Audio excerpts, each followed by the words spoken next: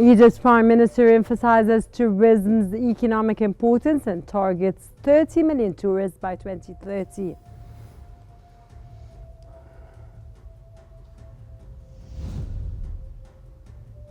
Egypt and Somalia alleviate relations of strategic partnership, focusing on education, security, and military cooperation. And Egypt and Saudi foreign ministers back Syria's sovereignty, Gaza ceasefire, and aid delivery.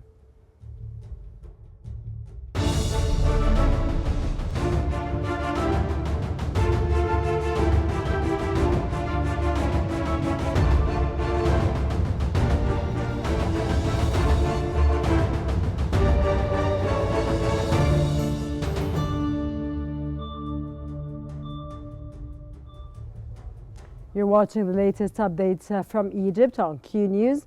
Let's move on to the latest developments.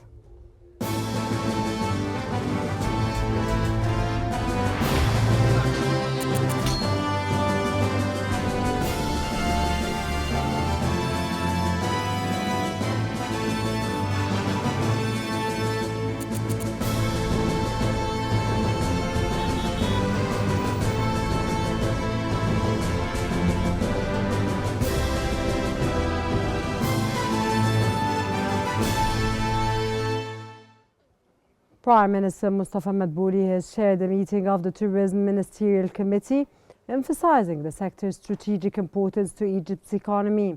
Tourism Minister Ahmed Isa reported a 14% growth in visitor numbers in 2023 compared to pre-pandemic levels, with 15.3 million tourists expected in 2024.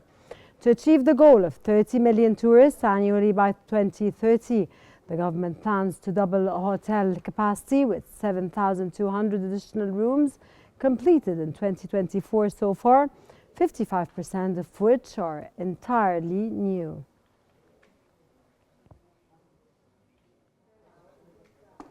Egypt's Minister of Foreign Affairs and Migration, Dr. Badr Abdulati, Somali Foreign Minister Ahmed Muallim Faqi have announced the alleviation of bilateral relations to that of strategic partnership.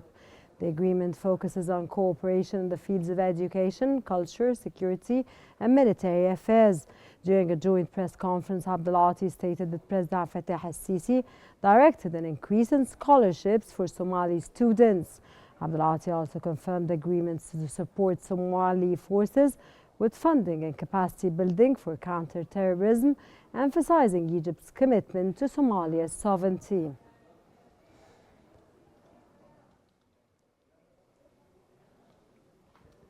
Egypt's Foreign Minister Badr Abdulati and Saudi Foreign Minister Faisal bin Farhan have emphasized support for Syria's sovereignty, unity, and territorial integrity during this pivotal period.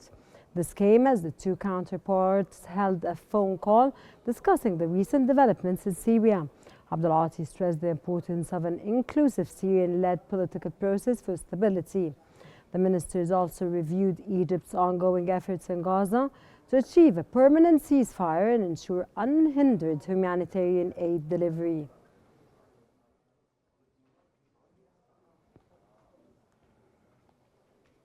Egypt's Foreign Minister Badr Abdulati has met Egypt's candidate for African Union Deputy Chair, Hanan Morsi, to review her campaign and African tour. Abdulati highlighted Egypt's commitment to supporting Africa and its qualified leaders. Morsi shared insights from her tour, emphasizing the priorities such as institutional reform, economic development, and youth empowerment. She aims to represent Africa's interests globally, advancing sustainable development and the goals of Agenda 2063.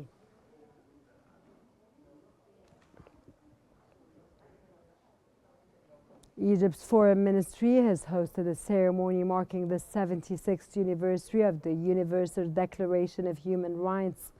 Attended by prominent officials and diplomats, Foreign Minister Badr Abdulati highlighted Egypt's strides in comprehensive human rights, including launching the National Human Rights Strategy, social initiatives, and legislative reforms.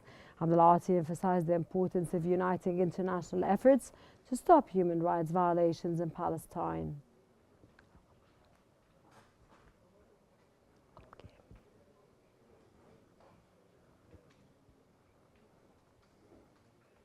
The Egyptian and Russian foreign ministers have emphasized ministerial-level consultations per BRICS summit directives. That came as Egypt's Foreign Minister Badr Abdulati held a call with Russian counterparts Sergei Lavrov, discussing bilateral cooperation, including the Russian Industrial Zone and the Suez Canal Economic Zone in Egypt's Daba nuclear plant. Both underscored supporting Syria's sovereignty and a Syrian-led political process for stability. Abdulati highlighted Egypt's efforts for a Gaza ceasefire to ensure humanitarian aid delivery.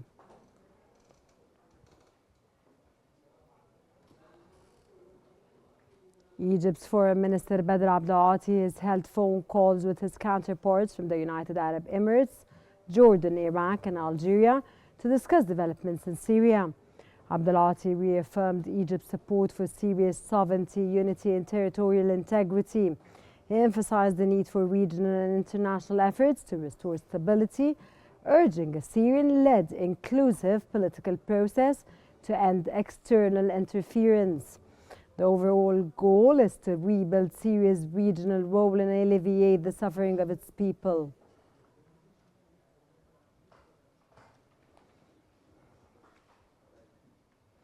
Egypt's Minister of Social Solidarity and President of the 43rd session of the Arab Ministers of Social Affairs Council, Maya Morsi, is set to travel to Bahrain for the 44th session of the Council. The session will focus on the productive families and entrepreneurship. Morsi is expected to deliver a speech highlighting Egypt's experience in supporting productive families. Additionally, she will hand over the presidency of the Council to Bahrain for the upcoming term.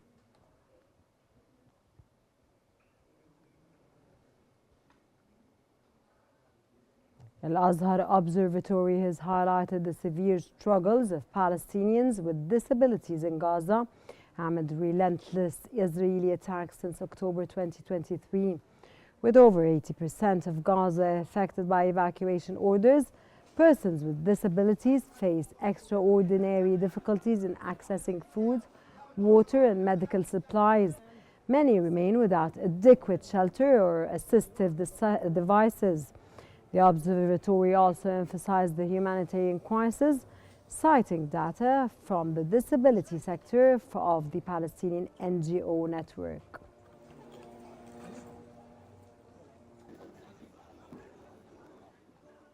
Egypt has achieved notable improvements in the SCI Mago Research ranking for 2024, with 5 institutions ranked in the top 10 and 11 in the top 25, marking an increase from the previous year.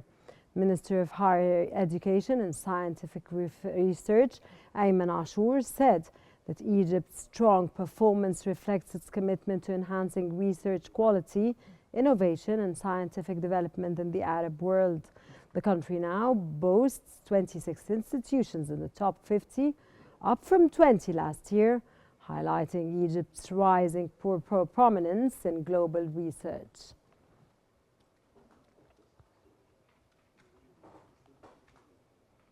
Labour Minister Mohammed Gobran has reaffirmed his commitment to fostering a fair work environment during a meeting with the Senate's Energy, Environment and Manpower Committee. The minister discussed labour law reforms aimed at increasing job security and accommodating new work partners driven by global technologies advancements. Gobran highlighted ongoing initiatives to reduce unemployment, integrate persons with disabilities into the workforce, and economically empower women, while ensuring workplace safety and expanding protections for informal labour.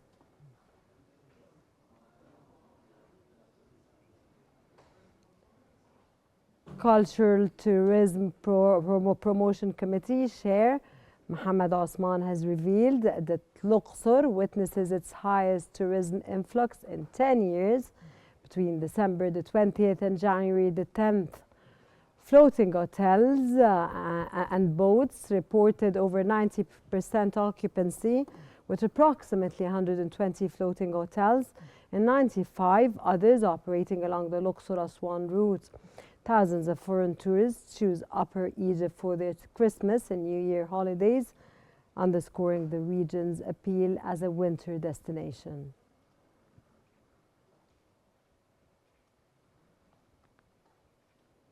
The Central Agency for Public Mobilization and Statistics has released its annual report, which reveals a 1.1% increase in Egypt's cropped area to 16.8 million fidans for the 2022-2023 season.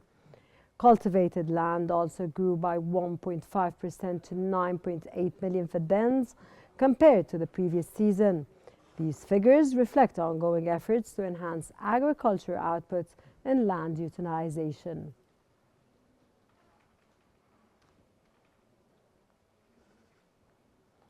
The Consumer Production Agency has launched a new mobile application as part of its regulated e-commerce initiative. Speaking at a press conference, the agency's head introduced the Consumer Protection app, which aims to streamline services for citizens. The app also allows users to file complaints, report issues, and access various agency services with ease.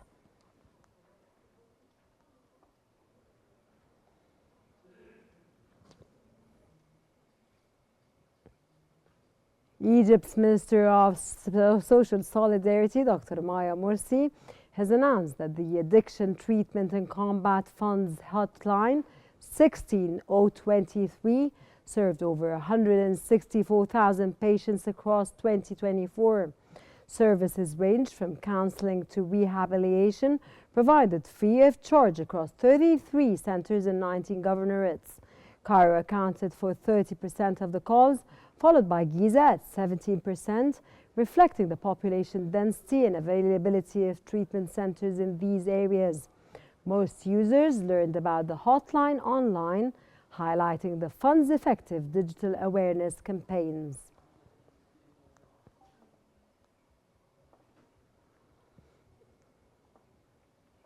As part of the Haya Karima or Decent Initiative, Ministers of Social Solidarity and Local Development have met with governors to discuss rehabilitating homes for low-income families in villages. The project aims to connect 123,000 homes to utility networks, construct roofs, and install flooring. These efforts will first be carried out by the Orman and Masr al-Khair foundations, with completion targeted for June 30, 2025.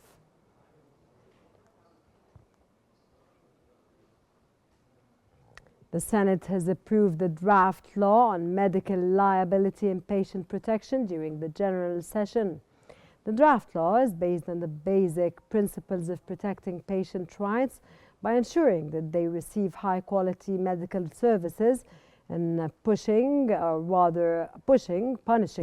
negligence or that any may cause harm to their health or safety. The Senate will inform the House of Representatives of its conclusions, as the law was referred to it by the House per the Constitution.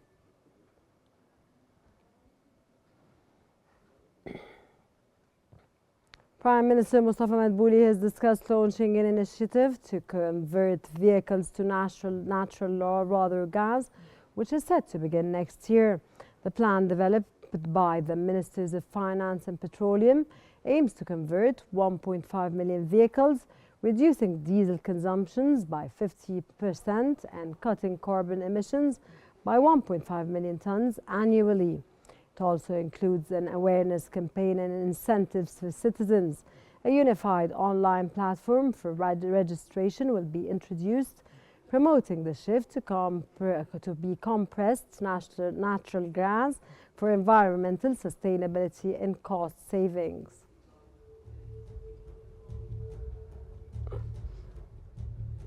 And that brings us to the end of our news bulletin. Here's what we have been covering. Egypt's Prime Minister emphasizes tourism economic importance and targets 30 million tourists by the year 2030. Egypt and Somalia alleviate relations to strategic partnership, focusing on education, security, and military cooperation. And Egypt and Saudi foreign ministers back Syria's sovereignty, Gaza ceasefire, and aid delivery. That's all for now. Remember to stay updated by following Qnews for the latest developments.